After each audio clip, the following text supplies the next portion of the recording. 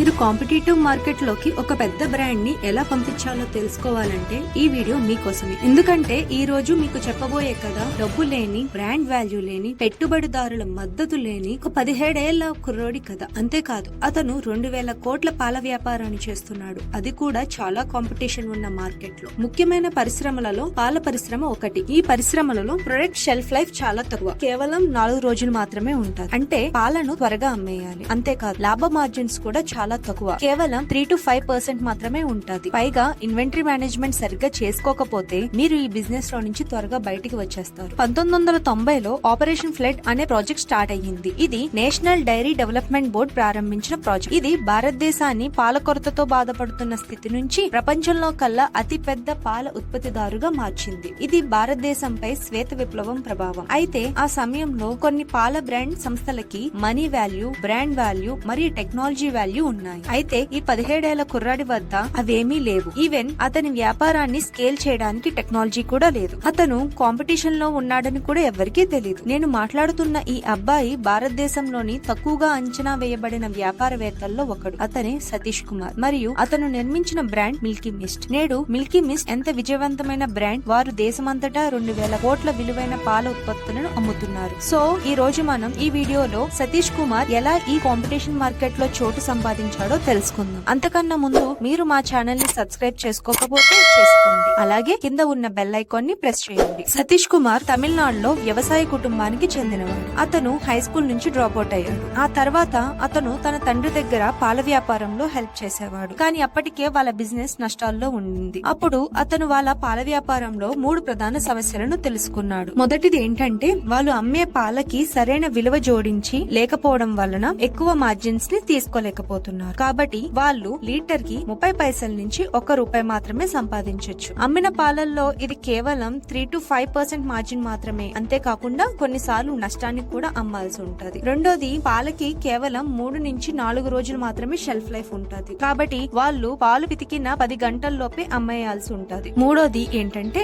ఈ కారణంగా వాళ్ళకి లాజిస్టిక్స్ చాలా కష్టంగా ఉంది. సో వాళ్ళు తమ బిజినెస్ ని ఎక్స్పాండ్ చేయలేకపోయారు. సో సతీష్ కుమార్ ఇవి గుర్తించి తన పాల వ్యాపారాన్ని ఎలా 2000 కోట్ల మిల్కీ మిస్ట్ కంపెనీగా ఎదిగాడో చూడండి. పాలు అందరూ అమ్మే ప్రొడక్ట్ కావడంతో కేవలం 3 to 5% లాభాల మార్జిన్ తో ఉత్పత్తి అవుతుంది. అయితే మిల్కీ మిస్ట్ వాళ్ళు పాలను సేకరించి దాని నుంచి పన్నీర్, పెరుగు మరియు నెయ్యిగా మార్చారు. సో ఇలా పాలకి విలువ జోడించడం వలన వాటి మార్జిన్ పెరిగాయి. సో ఇది వాళ్ళ బిజినెస్ ని లాభదాయకం చేయడంలో సహాయపడింది. ఎలా అంటే పాల నుంచి పన్నీర్ చేసినప్పుడు వాటికి మార్జిన్స్ పెరుగుతాయి. అలాగే పన్నీర్ షెల్ఫ్ లైఫ్ కూడా పెరుగుతుంది. కాబట్టి మీరు ఈ చార్ట్ లో పాల నుంచి ఐస్ క్రీమ్ వరకు షెల్ఫ్ లైఫ్ ని చూడొచ్చు. 7 రోజుల నుంచి 30 రోజులు, నెల రోజులు, 3 నెలలు, 1 సంవత్సరం వరకు పెరుగుతుంది. సో అందుకే మిల్కీ మిస్ట్ మార్కెట్ లో పెరుగు మరియు పన్నీర్ ని అమ్మడం మొదలుపెట్టింది. మీరు ఒకే రకమైన వస్తువులు అమ్మే మార్కెట్ లో ఉంటే ధరలు తగ్గించడం ద్వారా మీ లాభాలు తగ్గిపోతాయి. కానీ మీరు విలువ పెంచే విధానాలను ఉపయోగిస్తే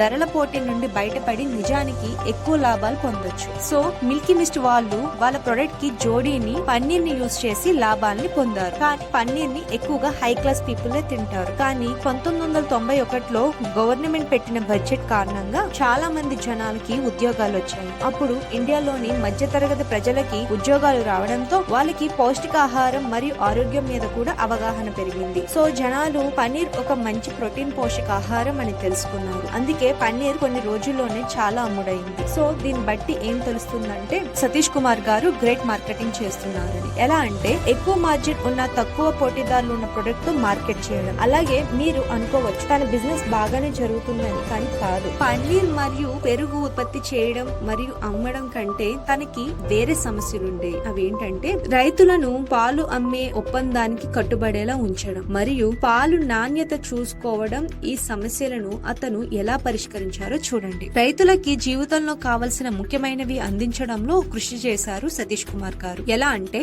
బ్యాంక్ వాళ్ళతో కలిసి రైతులకి లోన్స్ ఇప్పించడం, 24/7 జంతు సంరక్షణ హెల్ప్ లైన్ ని అందించడం, పశువుల దానను 0 ప్రాఫిట్ కి అందించడం, అలాగే రైతులకి టెక్నాలజీ మరియు ఫినాన్సింగ్ గురించి తెలియచేయడం. అంతేకాకుండా రైతులకి వారానికి ఒకసారి చెల్లింపులు చేసేవారు. అందువలన రైతులకి తగినంత డబ్బు వాళ్ళ బ్యాంక్ అకౌంట్స్ లో ఉండడం వలన బ్యాంక్ వాళ్ళు రైతులకి లోన్స్ ఇచ్చే ఛాన్సెస్ పెరుగుతాయని మిల్కీ మిస్ట్ వాళ్ళు ఇలా చేశారు. సో ఇప్పుడు ఒక రైతుగా మీరు నాకు చెప్పండి, ఒక కంపెనీ కంపెనీ మీకు రుణం పొందడంలో సహాయం చేయడానికి, పశువులని జాగ్రత్తగా చూసుకోవడానికి, మీకు టెక్నాలజీ నేర్పి మీ బిజినెస్ ని చూసుకోవడానికి హెల్ప్ చేస్తే మీరు ఆ కంపెనీకి విధేయతగా ఉంటారా లేరా? ఒకవేళ మీ ఆన్సర్ ని మాకు చెప్పాలనుకుంటే కామెంట్ లో చెప్పండి. ఇప్పుడు మనం మళ్ళీ మిల్కీ మిస్ట్ గురించి మాట్లాడుకుందాం. ఈ విధంగా మిల్కీ మిస్ట్ ఏ ఒప్పందం లేకుండా ట్రస్ట్ అండ్ లాయల్టీని రైతుల నుంచి సంపాదించుకుంది మరియు ప్రతిఫలంగా వాళ్ళు 3 మేజర్ బెనిఫిట్స్ ని పొందారు. అవేంటంటే నాణ్యతమైన పాలని పొందగలిగారు. ఎలా అంటే 24/7 డాక్టర్స్ ని అందించడం వలన